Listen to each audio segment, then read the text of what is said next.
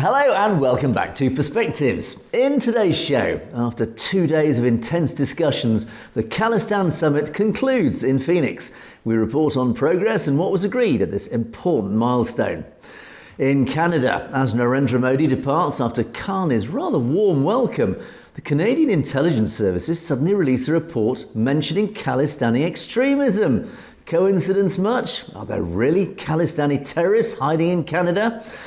And talking about actual genuine terrorism, after the 2-year anniversary of the murder of one of Narendra Modi's political opponents, we pay tribute to Khalistan campaigner Hardeep Singh Nijjar. And in California, this week sees the opening of the school named after the heroic Shaheed Jaswant Singh Khalra.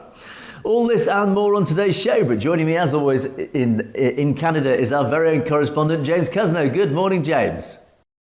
Good morning, Angus, and good morning to our viewers out there. That's right, we are finally getting to the Hardeep Singh Nijjar story, and we apologize. We know that the anniversary was last week, but we weren't on last week, so we wanted to save it for a special night, which is tonight. So thanks for tuning in. Make sure to leave your comments and your personal memories of Mr. Nijjar in the comments section. We'd love for you to share them with us and the rest of the audience. Back to you, Angus.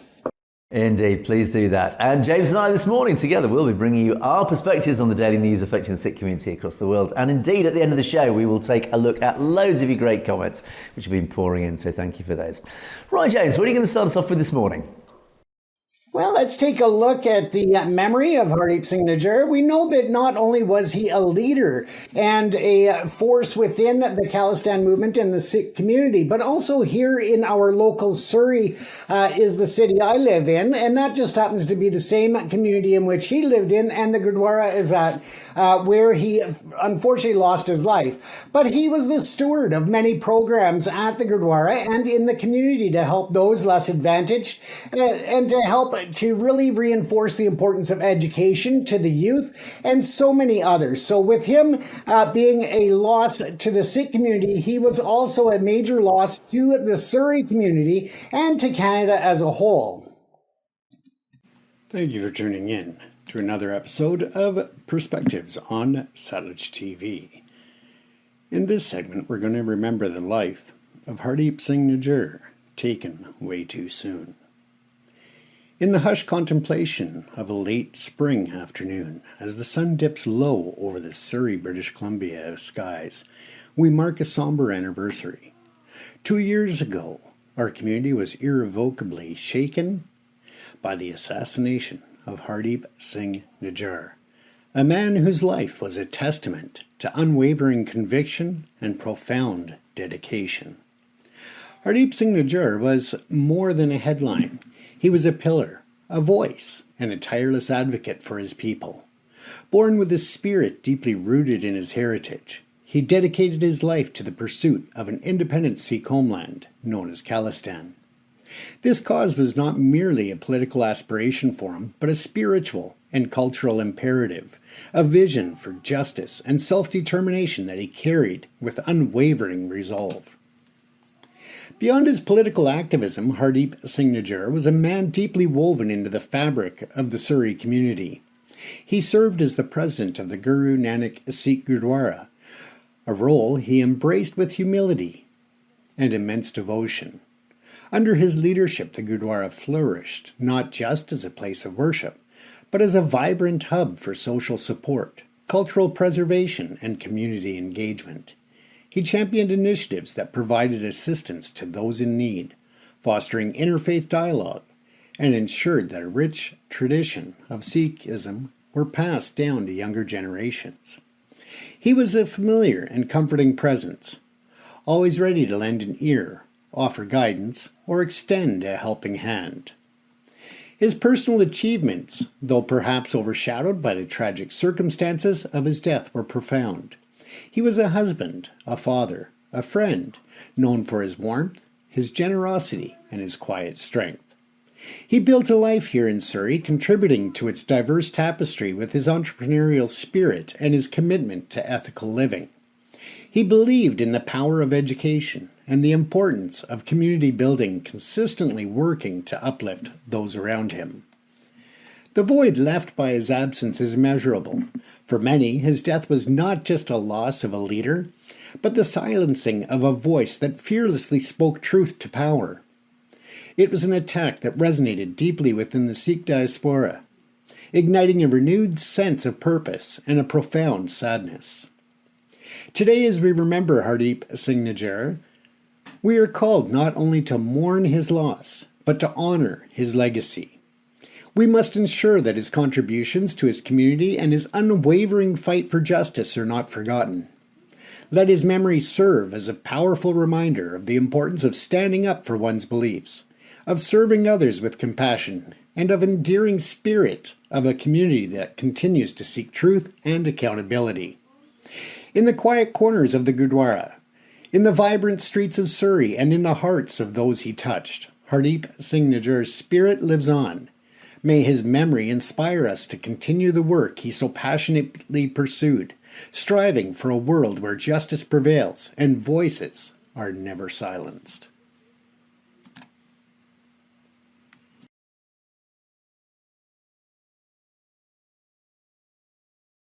But in any event, Angus, as you can see, he was so much more than just a member of the Sikh community. He was a very instrumental member of the Surrey community.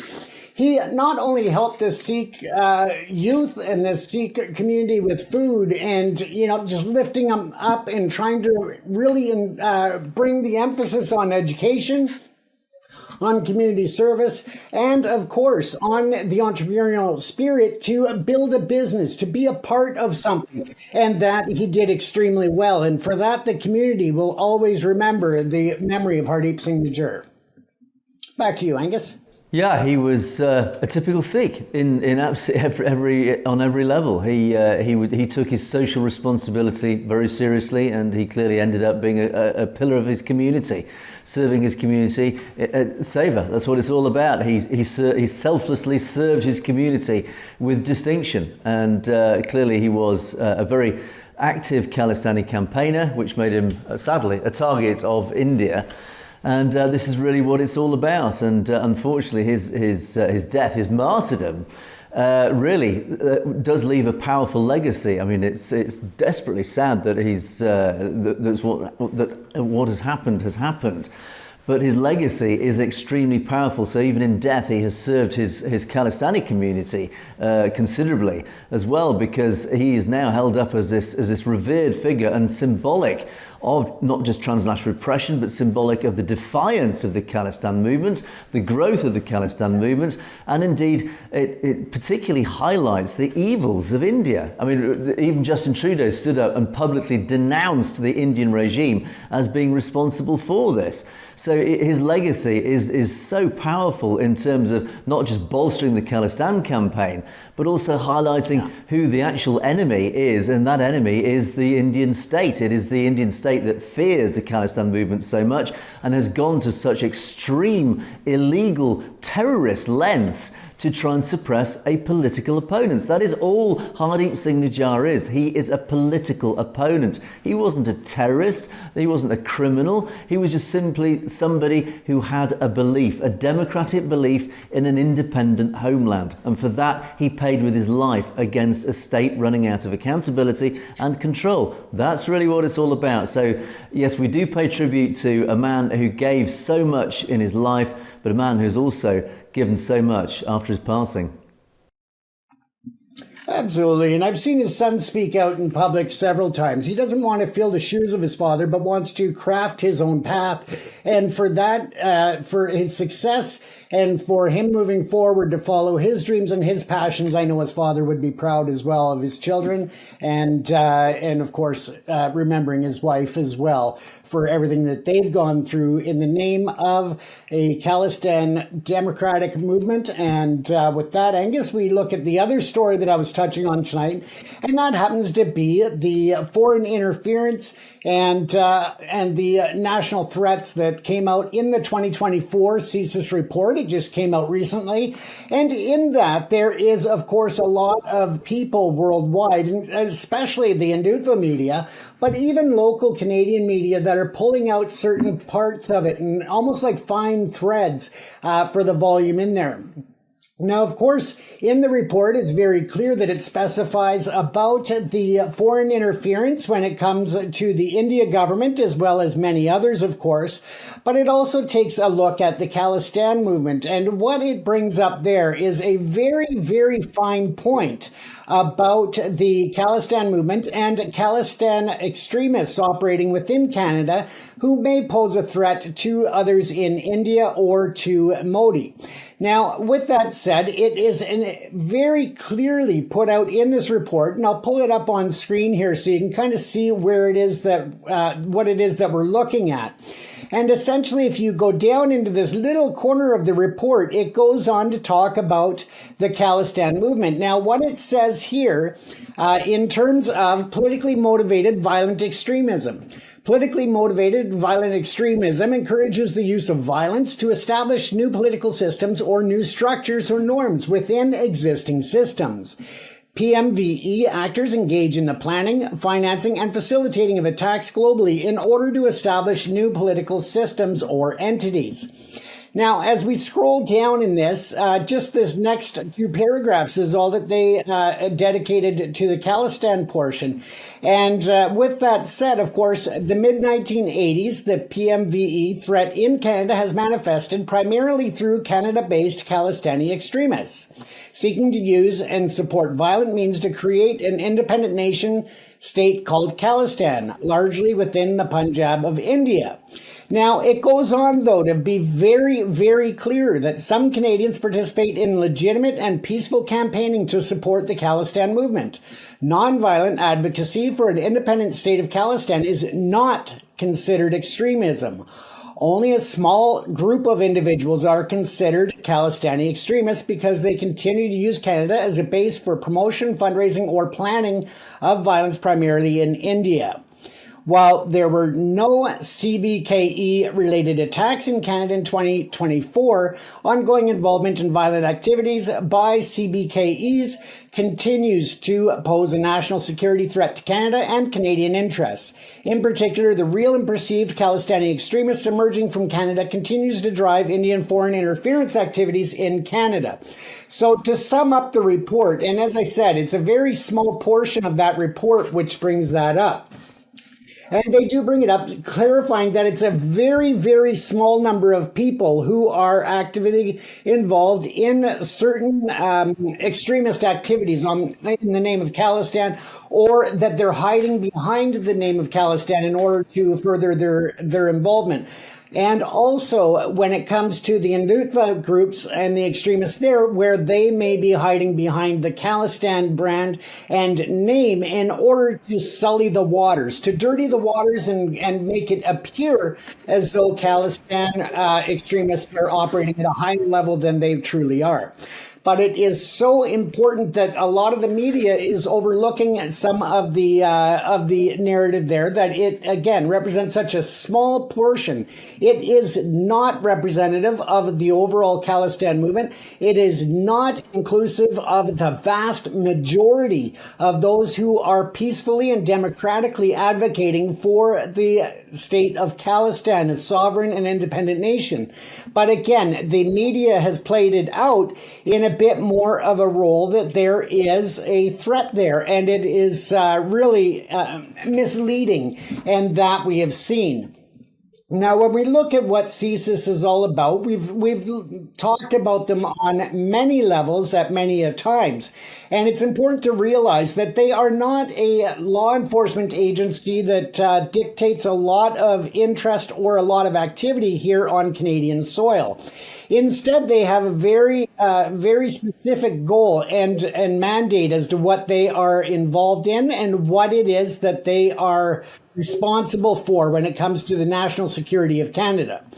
Now, I'm just going to go over quickly here because, again, we don't want to run out of time on the show tonight, but quickly, their duties and their functions are to investigate activities suspected of constituting threats to the security of Canada, report and advise on these threats to the Government of Canada, take measures to reduce threats if there are reasonable grounds to believe the security of Canada is at risk, provide security assessments on individuals who require access to classified information or sensitive sites within the Government of Canada, provide security advice relevant to the exercise of the Citizenship Act or Immigration and Refugee Protection Act. So again, if there are people that we need to vet very closely at foreign levels, then they would take over that outside of the borders of Canada. They would also conduct foreign intelligence collection within Canada at the request of the Minister of Foreign Affairs or the Minister of National Defence. And finally, they provide assessments by the Integrated Threat Assessment Centre, or ITAC, and that is there to inform the Government of Canada's decision and actions relating to terroristic threats. Now, CSIS has the authority to undertake reduction measures, and that is basically looking at 3 points here. The first one being messaging, so directly or indirectly publishing or pushing information to a threat actor or person impacted by the threat in an attempt to influence her behavior or their behavior, or reduce the threat. So that's their goal in reducing threat or eliminating the threats that way. In terms of leveraging, they would disclose information to a third party to enable them to take action at their discretion against the identified threat-related activities. So, for example, if a foreign government came to CSIS or the Government of Canada to question certain actions or threats, the Government of Canada through CSIS finds that there is credible activities, then they would maybe report back to that government if they felt it was in the best interests of Canadian security and foreign security when it comes to Canadians abroad. And finally, to run interference, and that's directly affecting the ability of a threat actor to engage in threat-related activity. So, of course, any type of terrorism or attacks or threats to our sovereignty on Canadian soil. So again, it's very clear that a lot of news agencies, including the CBC here in Canada, took the bit of information. As I said, it's a very fine thread within the total context of this 2024 CSIS report, and I have read it quite thoroughly, and there are very few notations about any threat of extremists in terms of Khalistan. But instead, there are several sections that we'll be reviewing tomorrow night that actually directly addresses the government of India as a foreign threat. And of course, with more mention of the death of Hardeep Singh Nijjar and other threats, not only in Canada, but in North America as a whole, Angus. So again, it's quite the interesting report. And again, of course, we wouldn't expect any less that the Hindufa media is blowing it way out of proportion, trying to paint all Khalistan activists and those working democratically for a solution. They want to make them all look bad. And that's not the case at all. It only represents a very small number of people in Canada, not everyone by any stretch of the imagination, Angus. Yes, I'd be very interested to see the version history of this report, because I suspect very strongly that the final version of this report was probably only written about 24 hours or 48 hours ago, because I suspect that little part referring to the Khalistani extremists was probably written only a day or two ago after Narendra Modi's visit. I suspect that Mark Carney, in his discussions with Narendra Modi, of course the Khalistan movement would have come up as a very large topic of conversation, and Narendra Modi would be applying an enormous amount of pressure on Mark Carney about it. We do know that Modi has been doing this with Starmer here in the UK, and as a result the UK government has I would say been turning on our own Sikh community here, as it has been actually for decades. But certainly in Canada it is very likely that Carney, who is representing a nation that even Dan Stanton, the ex-CSIS officer, admitted is currently in quite a weak state. It is in a weak position because of the bullying coming from south of your border from Donald Trump. So Canada is in a position where it needs to make friends. It's trying to tie up trade deals. It's trying to reach friendly hands across the world to bolster allies. And of course, it finds itself in a weak position. And therefore, when Narendra Modi, the head of this enormous potential market, comes to shake Carney's hand, of course, Carney is going to say, oh, yeah, you know what, I'll do you a favour. If you give us your trade deals, if we can increase trade between our nations, yeah, I'll make sure that we highlight the fact that there's some Khalistani extremism. Because, of course, Modi will be straight on. That'll be one of his key negotiating points. Yeah, we'll give you a trade deal, but you've got to stamp down on Khalistanis. We don't like Khalistanis. You've got to be shown to be stamping down on Khalistanis. So I suspect that this was written as part of an agreement, a negotiated agreement with Modi. Yeah, we'll in the next CSIS report, we'll talk about Khalistani extremism. So I suspect this was suddenly drafted as a result of Modi's visit. That's one thing. Now, the other thing, of course, is actually let's pick apart what was actually said here. It says pretty much nothing in reality. There's a lot of words, a lot of extremism, Khalistan extremism. It defines it, but it doesn't actually show any evidence. And this is what I was talking about yesterday, James. There's an awful lot of talk. There's an awful lot of words. It does look quite impressive, quite scary. This Khalistani extremism, which of course the media, and particularly the Godi media, have pounced upon and blown up into this huge story of Khalistani extremism. But you pick apart the language. Yeah, there's a lot of definition of what it's all about. But where actually is the evidence of it happening? And again, I talked regularly about, India is always very quick to accuse Canada of harbouring Khalistan extremists. But where are the arrests? Where is the evidence? If there was actual evidence, if there was actual arrests going on, then the media would be all over this. There would be headline news on a daily basis. The Indian Godi media would be making hay out of this. It would be on the headline news on a daily basis. These arrested Khalistani extremists were planning terrorist activities in India. I'm still waiting for those headlines. They're not there. And how often has India demanded Canada arrest Khalistani extremists? They've sent dossiers of so-called evidence. And what has Canada done? I'm waiting for a single arrest. There are no arrests. Why not? Because there is no evidence. There still is no evidence. And again, we talk about, I'm waiting for these arrests. Now, I'm waiting to be proved wrong, and there may well be arrest. Let's see what happens. But ultimately, the weight of evidence keeps pointing to the fact that there are no Khalistani extremists, or if there are, why aren't they being arrested? But what I do note, and again, we weigh at the balance of evidence, who are the terrorists here? Hardeep Singh Nijjar, we've just reported on, was murdered in a terrorist act. By who? It appears, according to the Canadian government, by the Indian state. That was an act of state terror. That is genuine evidence. We have evidence. We have people being murdered on Canadian soil, American soil, British soil, Pakistani soil, murdered by the Indian state. That is basic, plain and simple terrorism in its purest form. That is the evidence. So, James, as we report about this, it's very simple. As I said, we have to look at the evidence, what actually is happening on the ground. It doesn't matter what's in reports. It doesn't matter what the media reports. We just have to look what has actually happened. We have dead political opponents of India in North America, in Europe, and in the Middle East. And we have how many bombs going off, how many terrorist acts going on in India perpetrated by Khalistani extremists. If there were, again, it would be headline news on a daily basis in the Godi media. It's not. All the Godi media talk about is this nefarious, this nebulous thing about Khalistani extremism. But where actually is it? What is happening? Where are the bombs going off? Where are the shootings, etc.? There's only one place where shootings are going off, and that's places like the Gurdwara, where Hardeep Singh Nijjar was murdered by state terrorism, James.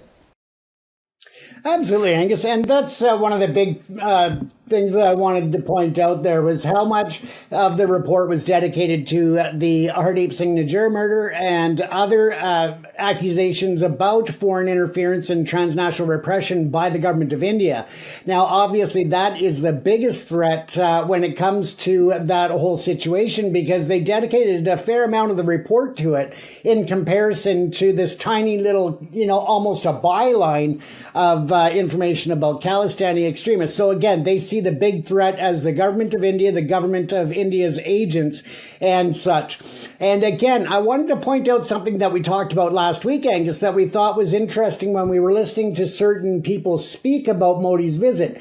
And once again, it's come up, and I'll read this paragraph here, that the two countries expelled each other's high commissioners, senior diplomats who are similar to ambassadors, last fall after the RCMP accused the Indian government of playing a role in a network of violence in Canada, including homicides and extortion. And again, homicides is plural. So it's not just one single homicide. It's not just the assassination of Hardeep Singh Nijjar. They are alluding to several, to more than one. So I think that's a very important issue.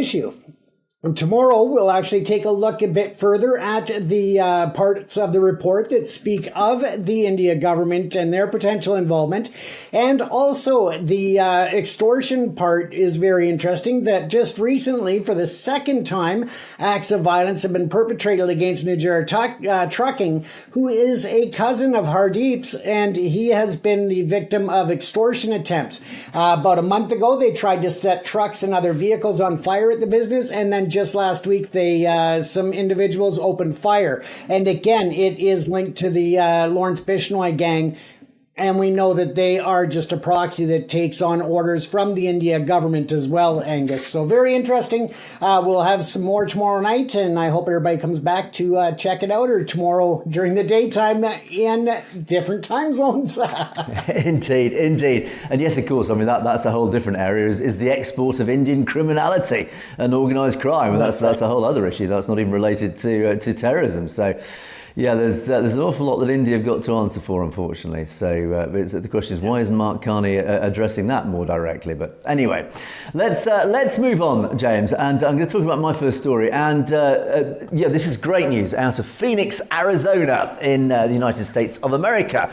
Over the last couple of days, we had the Khalistan Summit 2025. This wonderful gathering of the great and good in the United States as part of the Khalistan movement. And of course, this convention, this meeting was drawn together to conclude all sorts of important, significant milestones in the establishment and the moving forward of the Khalistan movement. Now, as I mentioned, it happened in Phoenix, Arizona. The dates were the 21st and 22nd of June, so it just has concluded.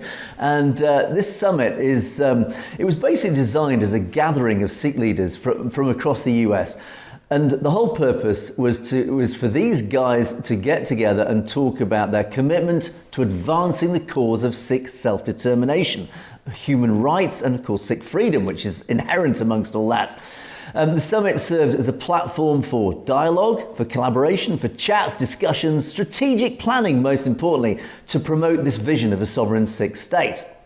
Now, it concluded with a historic milestone for the global community. Sikh leaders, activists and organisations from across the US came together to establish a unified advocacy group dedicated to advancing Sikh self-determination, these human rights and the vision of this sovereign Sikh state. It marked a significant step forward. It consolidated these efforts among various organisations working under various banners and names. It was designed to bring it all together, to focus it all together into one unified voice to take the movement forward.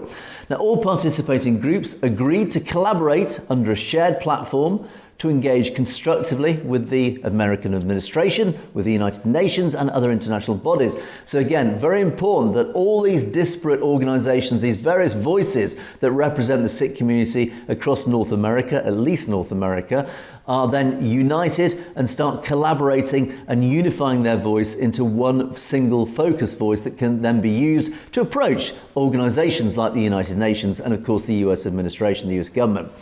Now, this new advocacy group will address critical Sikh issues. It covers obviously all issues related to the Sikh community. It talks about cultural preservation, religious freedom, of course, and the pursuit of justice for historical and ongoing grievances. And we all know, obviously, what most of those ongoing grievances are. We talk about them on a daily basis.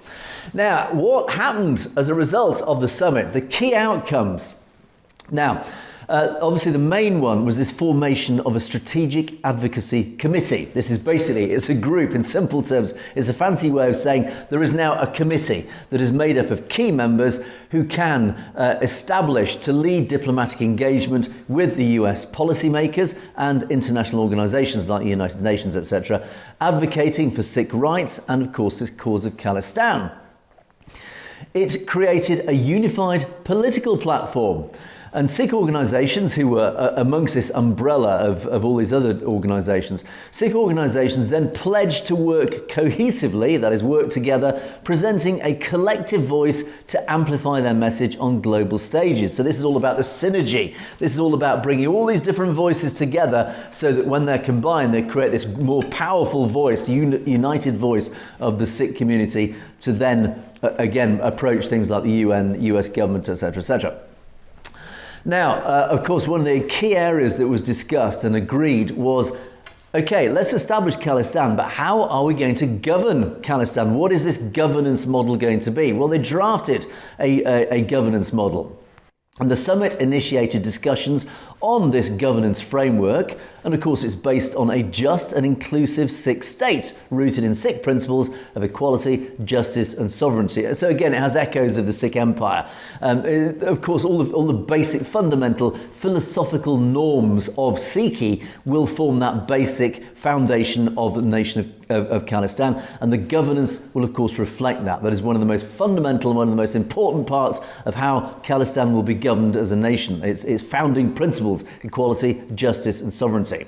And the summit also reaffirmed the Sikh community's commitment to peaceful advocacy, very important of course that, dialogue and adherence to international norms in pursuit of their aspirations. So again, this is a very powerful point, this. What they're saying is, we don't get involved in extremism, we don't get involved in terrorism, we don't get involved in violence in any way, shape or form. The whole Khalistan movement, the whole movement in its entirety is based on democratic principles, the rule of law, peaceful democratic campaigning. That is what it's all about. And that, of course, is how it has been carried out for many, many years. And participants, as part of this, condemned violence and emphasised the importance of democratic processes, including the call for a referendum to allow the people of Punjab to determine their future. And again, this massively powerful call to India, saying, look, you call yourself a democratic nation, you even claim that you are the largest democratic nation on earth, well, prove it. Because one of the basic fundamental parts of being a democracy is that people have a voice, that people can actually self-determine their future and even their present. And of course, the main part of that is, well, why don't you hold a referendum in Punjab instead of denying it? And actually, by extension, of course, springing to mind here is Kashmir, J&K. Why don't you hold a referendum in Kashmir, as indeed the United Nations mandated many years ago? Anyway, that's a side issue, but certainly relevant to here is there is this call for this referendum in the Punjab. Narendra Modi must bow down to this pressure. He must listen to the world nations calling for this referendum. And this whole convention was all about, again, uniting the Sikh voice to approach all the nations globally, calling for them to align with this simple, basic democratic call for a Punjab referendum.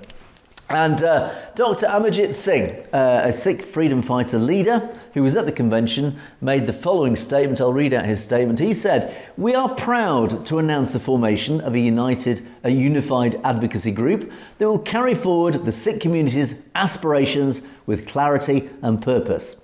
And he said this is a historic moment where Sikhs worldwide have come together to advocate for our rights, our identity and our vision for Khalistan. We look forward to engaging with the American administration, the United Nations and global stakeholders to advance our cause through peaceful and constructive dialogue. And as I said, the summit was attended by representatives from prominent Sikh organisations, including as well as community leaders. The event featured panel discussions, strategic planning sessions and the preparations to step into the day one of Khalistan. So, early days yet, but a lot was achieved in those 2 days, James. It was, I would say, a resounding success. The great and good got together, a lot was agreed, and all these stepping stones are the important stepping stones, these foundational stones to build this great sovereign state of Khalistan. So we're getting there, James. It takes a lot of this these administrative steps to get there, but this is the necessary steps to bring forward this sovereign Sikh nation. Absolutely. And I mean, it's going to be important to have that solid foundation on which to start and get the ball rolling from day one when things move in that direction. The international community, and part of recognition of Khalistan as an independent and sovereign state, will obviously take a look at the legitimacy through the structure, through governance, through the planning, and through the strategic partnerships that they can build. And the foundation of principles like this are essential for that independent recognition from the international community. So amazing job by everybody that was there. And really, it shows the importance and the urgency to find that path to independence for Punjab and Khalistan, Angus. Absolutely right. So as more news comes out of that summit, we'll obviously report on that. We'll let you know what else was talked about. And hopefully we might even have some pictures and videos of the convention as they're released. Yeah. So let's move on then. And California, I'm delighted to report, and I did actually report this back in January. The California, particularly the Fresno area, the Central Unified School District Board agreed in January to name one of its newest elementary schools, slated to open actually this week, the 26th of June, that it will name this school the Jaswant Singh Khalra School.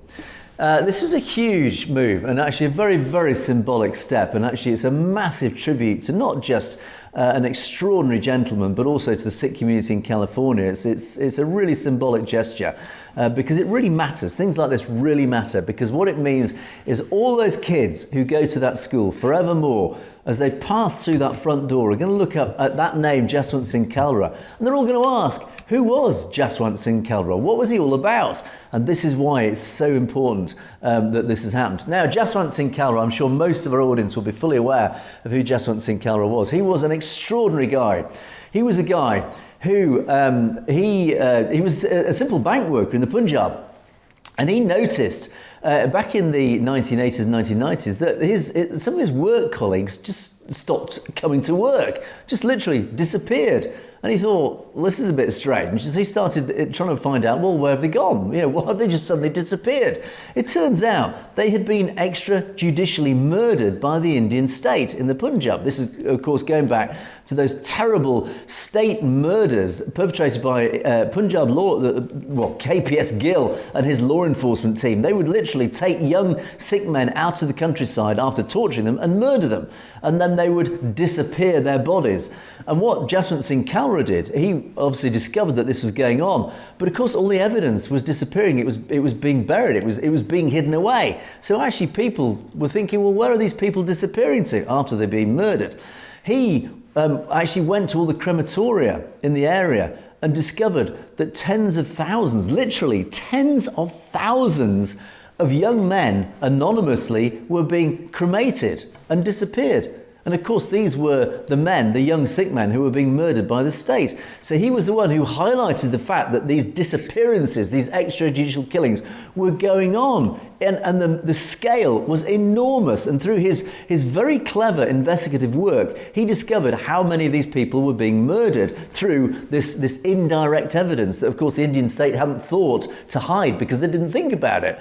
But that, he'd gone to all the crematoria and he'd actually found out the numbers of people who were being killed, scaled it up, and discovered that literally hundreds of thousands of young Sikh men, basically a whole generation of young Sikhs, had been murdered by the police in cold blood, these extrajudicial killings. So as a result of that, he compiled all this evidence And he was obviously highlighting this at massive risk to himself. He then went to the Canadian Parliament in the 1980s, I think it was 1985 if I'm correct, and he highlighted this fact. He actually broadcast this fact to the world who weren't aware of this, because of course the Indian government, as it was always the case, was very good at hiding the truth, at burying the evidence, keeping the world from actually finding out just exactly what evil it was up to in the Punjab. Just in fact, this genocide, let's call it for what it was. They were very good at hiding this genocide.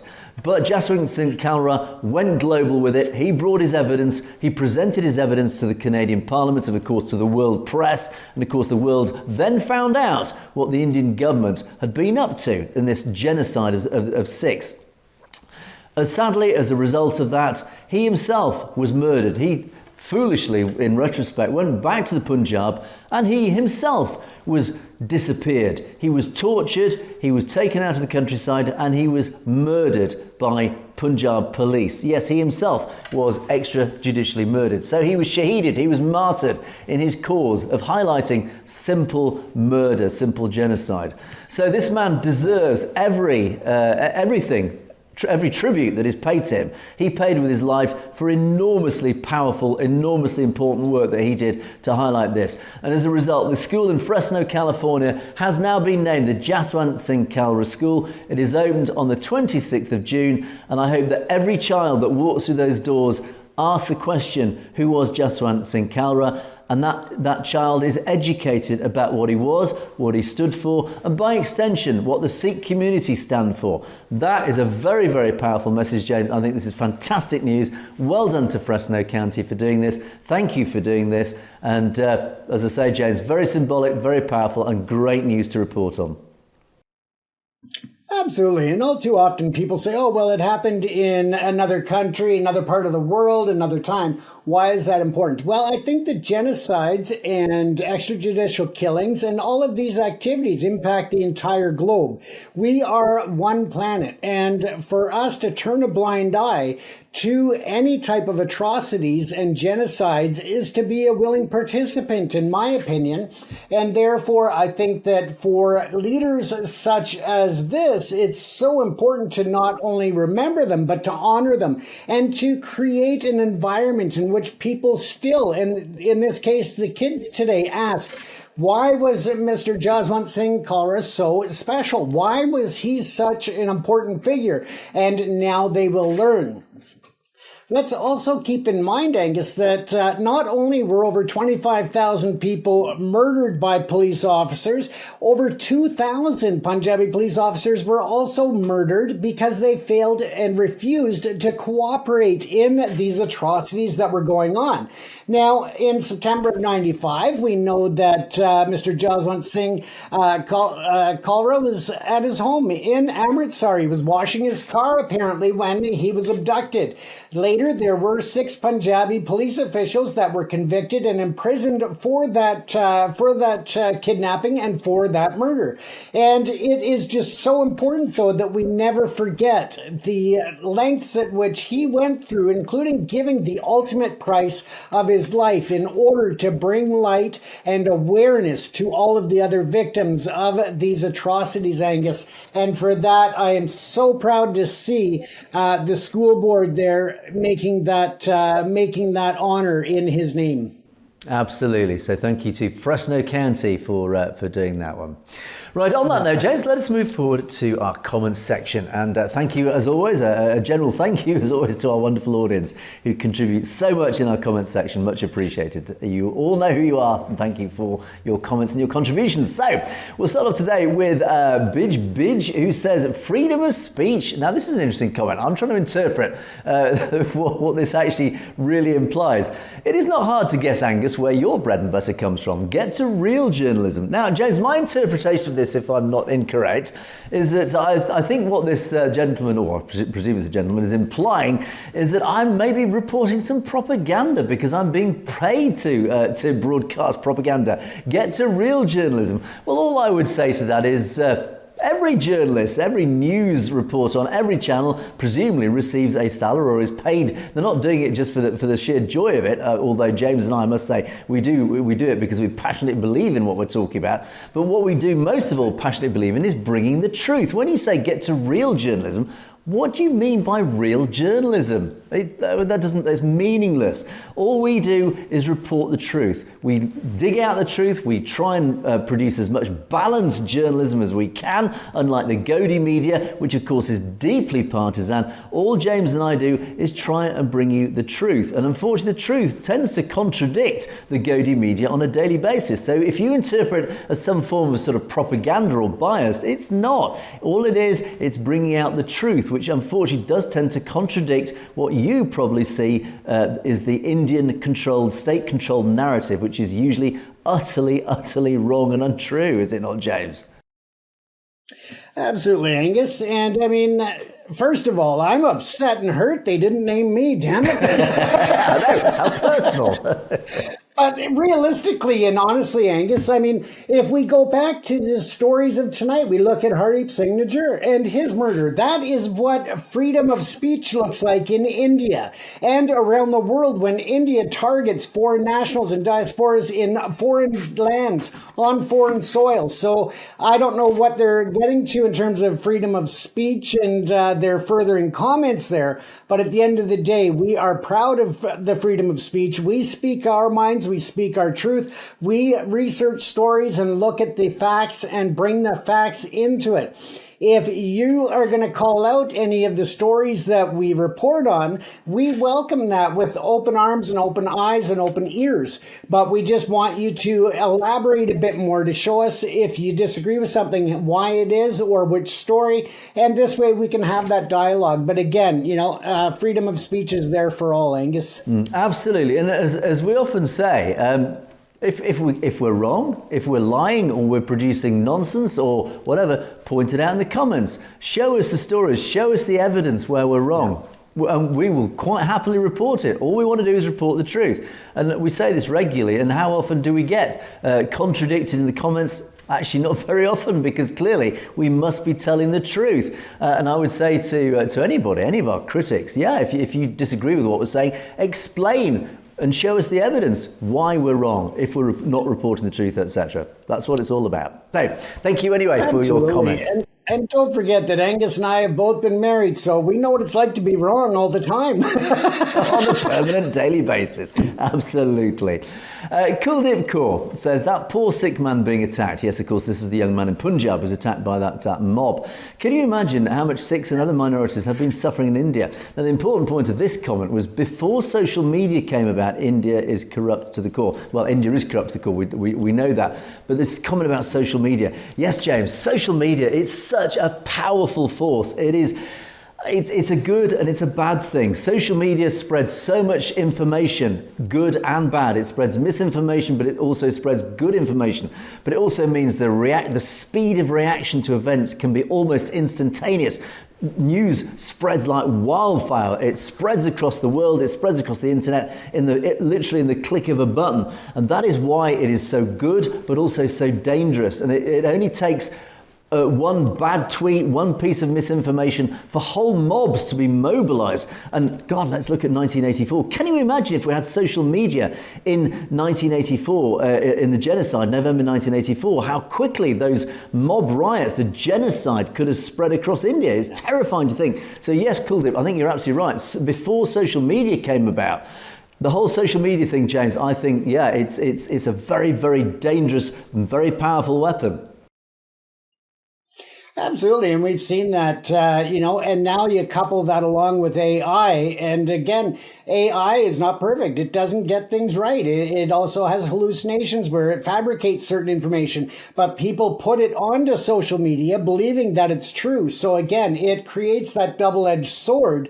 And really, we need to, think for ourselves and not be as reliant as we become on thinking that it's true because legitimate sources have posted it, but let's keep in mind that social media has also created a platform for sites to come up, and we see it all the time with the Hindutva media, where they mimic real and respected news sources and mimic those and put stories out so it appears that it's coming from a legitimate source when really it is just being put out by the bots, the AI systems, and the Hindutva media factory, as I call it. Of course, and this is why India is so powerful on social media, because it has this massive army of the Hindutva extremists, really well-resourced as well and well-funded and well-financed to spread misinformation across social media. That's why it's so dangerous.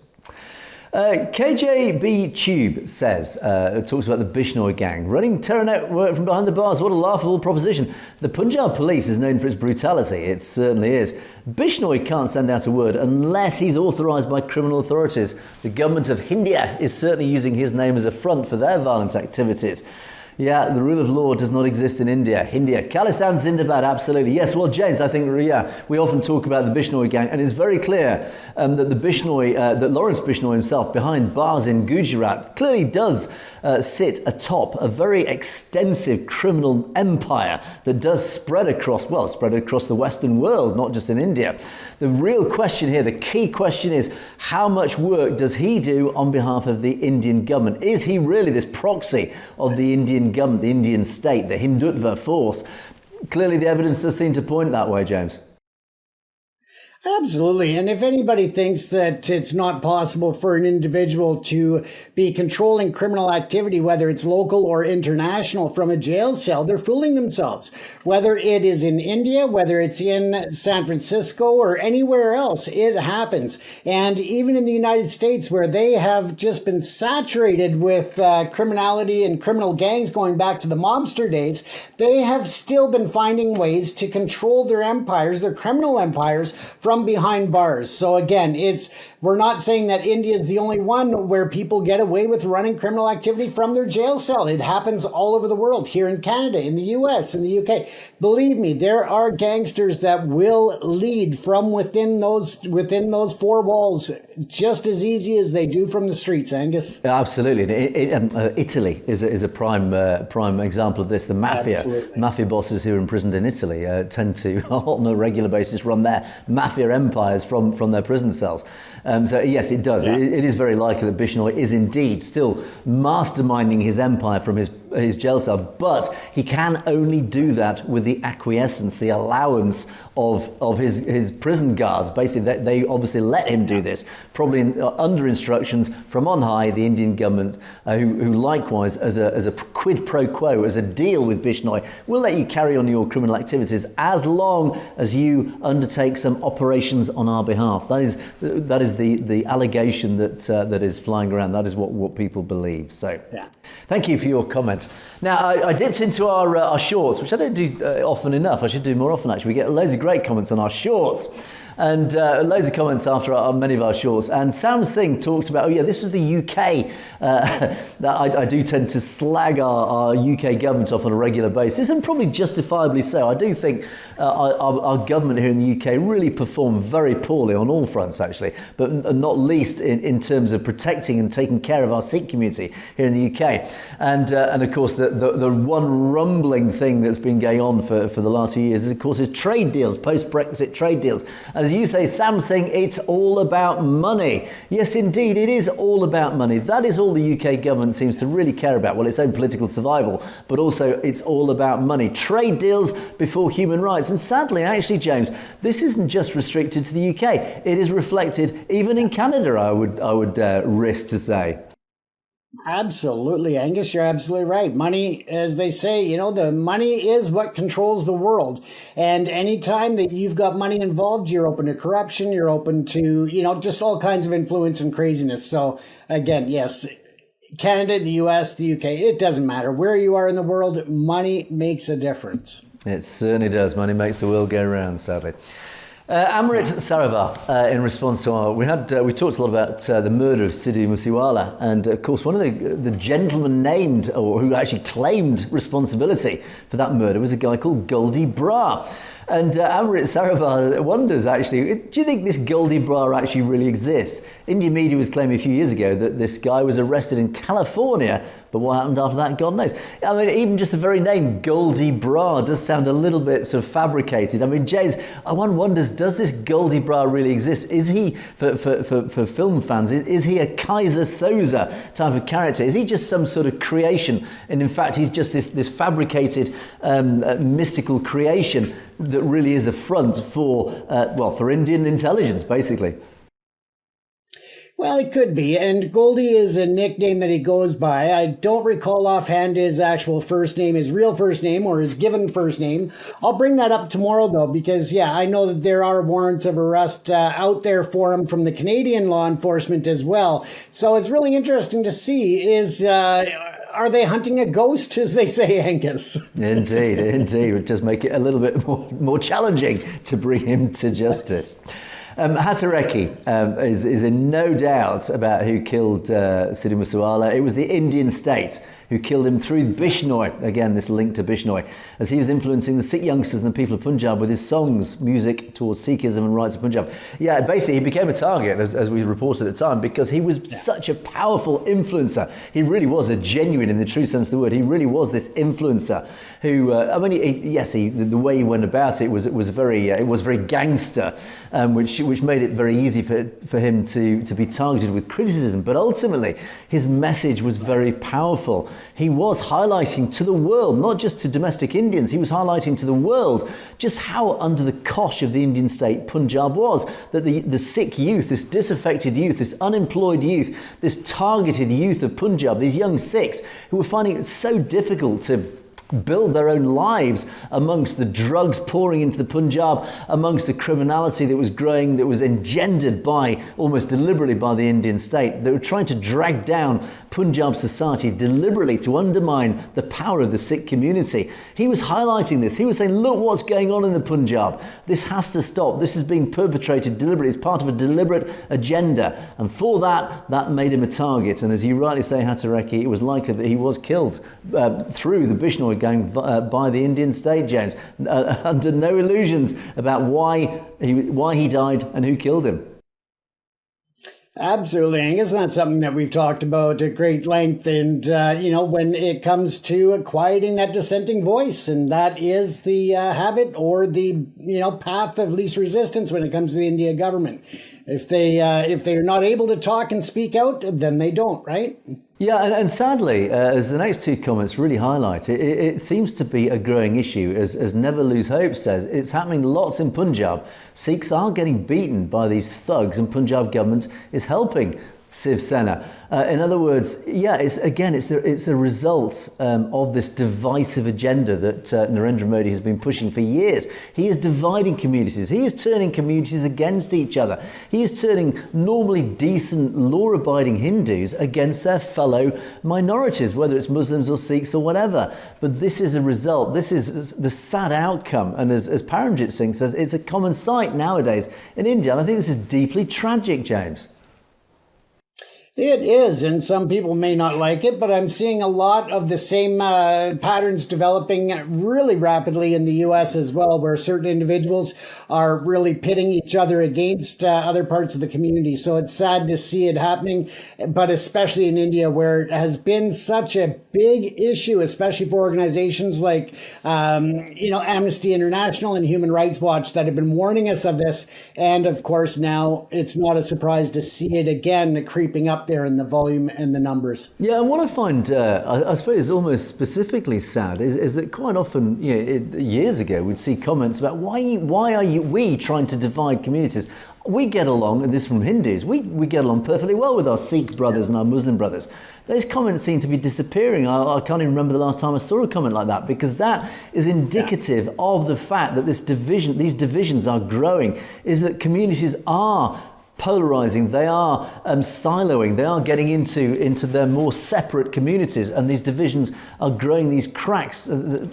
Society is fragmenting as a result, and this is particularly in India, and of course now sadly spreading across diaspora, is caused by the BJP agenda to divide, to bolster up the Hindus at the expense of the other minorities. We even had riots here in the UK between these communities, again driven by this Hindutva extremism, this Indian nationalism. We are Hindus together, we are fighting for this Hindu Rashtra, and that is the sad outcome of this. And the final comment really comes from Lovedeep, and I think this really is a cry from the heart, which I think reflects probably the majority of our audience. Still no Khalistan, and lots of sad faces. Yeah, indeed, still no Khalistan. It is tragic. All I would say, Lovedeep, is don't you worry. It is coming. Don't lose hope.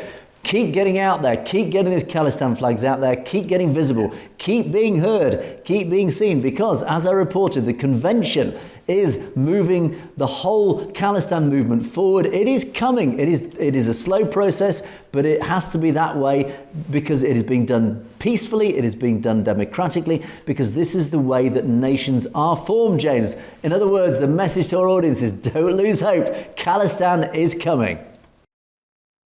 Absolutely, and probably sooner than people think. But at the end of the day, you will know because Angus and I will be reporting from a cafe on Main Street in the capital of Khalistan. Absolutely right.